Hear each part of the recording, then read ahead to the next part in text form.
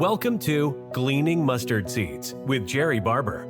Mr. Barber is a preacher, a ventriloquist, a barefoot runner, and writes 2 blogs. When Jerrie communicates, he encourages people, try not to learn very much. Find a mustard seed. In the next few minutes, try not to learn very much. Look for something you can do to move a mountain, remove a stumbling block, or provide a stepping stone for yourself or someone else.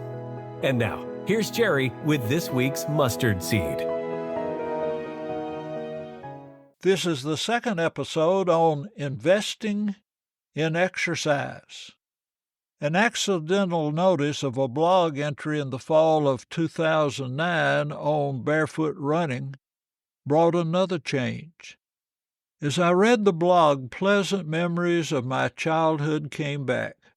I thought of the spring conversations between my mother and me. I would tell her I want to start going barefoot, and Mother would say it's too early, you might catch a cold. After several weeks of this conversation, I received permission and enjoyed playing much of the time during the summer without shoes. My thoughts on reading the blog. If playing barefoot was fun when I was 5, why wouldn't it be fun when I'm 65? During the winter, I read Christopher McDougall's book, Born to Run, and 2 or 3 how-to books on running without shoes. I started gradually in March. My weekly routine at this time was to run 3 days a week, 6 miles, 5 miles, and 4 miles. The first week, I started running barefoot. I ran each day, returned to my apartment, took off my shoes and socks, and walked my cool-down time of about a quarter of a mile on the driveways and sidewalks. That didn't hurt. The second week, I ran to within a quarter of a mile of our apartment, took off my shoes and socks, and ran the rest of the way without shoes. The third week, shoes came off a half mile from home.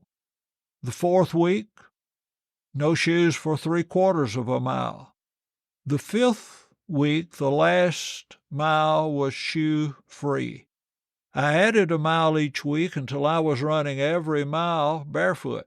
I ran the Franklin Classic 10K on Labor Day of 2010 without shoes, and every year that I've run it since. As winter approached, I decided to put on shoes at 39 degrees. That worked well. The next year, I lowered the shoe temperature to 34 degrees. That worked well. During the next summer, I read a book by a man who said he ran in sub-zero temperatures in ice and snow barefoot. I thought if he could do it, I can do it. The next winter, I was preparing for a half marathon. I was doing a 9-mile run in West Tennessee. The temperature was 17 degrees and the wind was blowing hard. When I returned home, my feet were purple. I felt sick in the shower. I lost a layer of skin on my toes and feet. I returned to an old rule, shoes for 39 degrees and below. In the last couple of years, I've raised the shoe threshold to 49 degrees and below.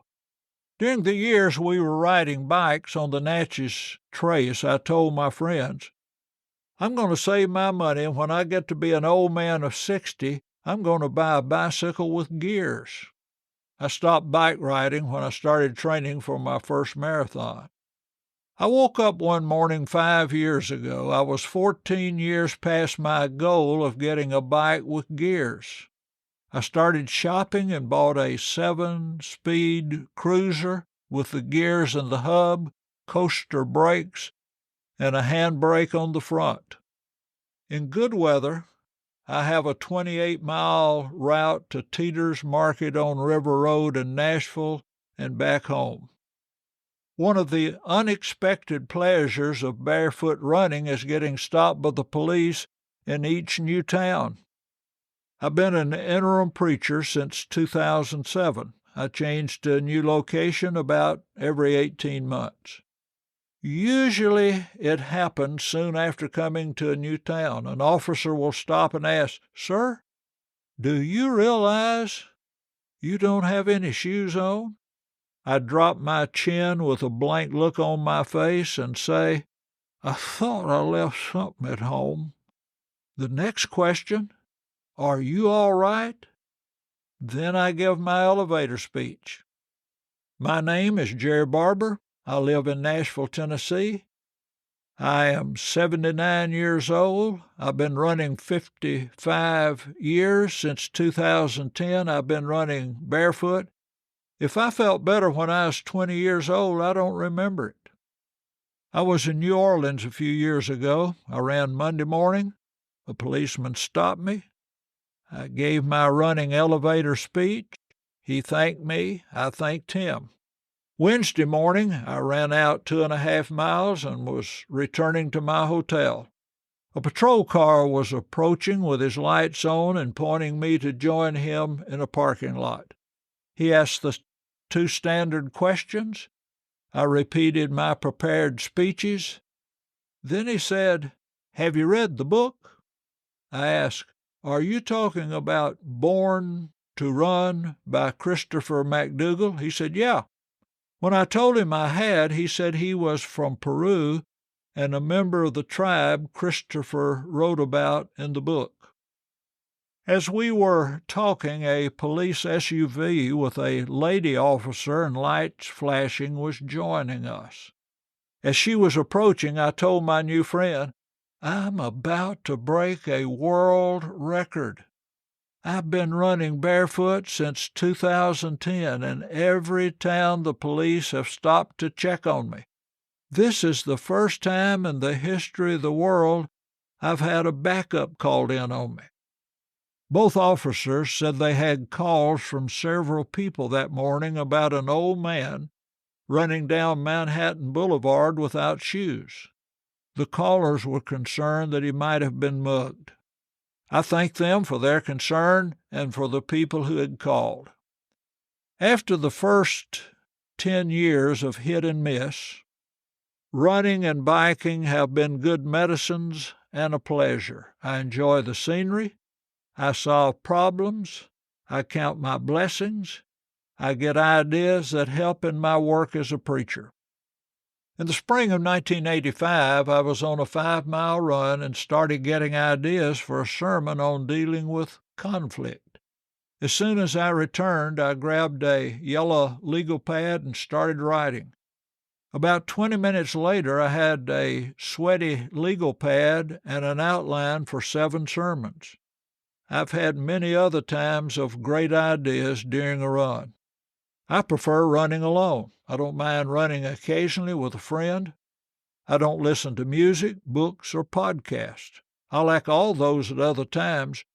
Running is my time to let things rattle in my head and come out in pleasant and unexpected ways. These 2 podcasts have been a description, not a prescription. Each person should find an exercise plan that is helpful and enjoyable. Walking, running, with or without shoes, swimming, biking, or any other routine that helps. Try not to learn very much, but try to find a mustard seed that will be helpful. Mine was a duty for the first decade, and it has been a delight since then. My plan is to continue running several more years. If I don't live longer, the 55 years I've run have been delightful.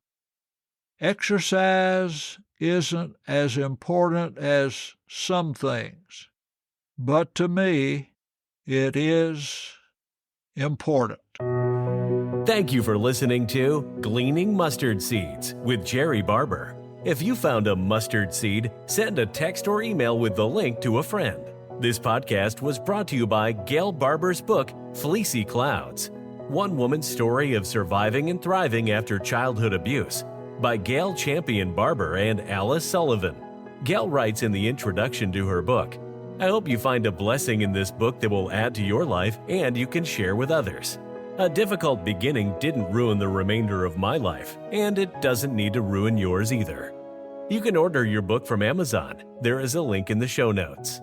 Thank you for listening. Jerry looks forward to next week as we continue to collect and plant mustard seeds.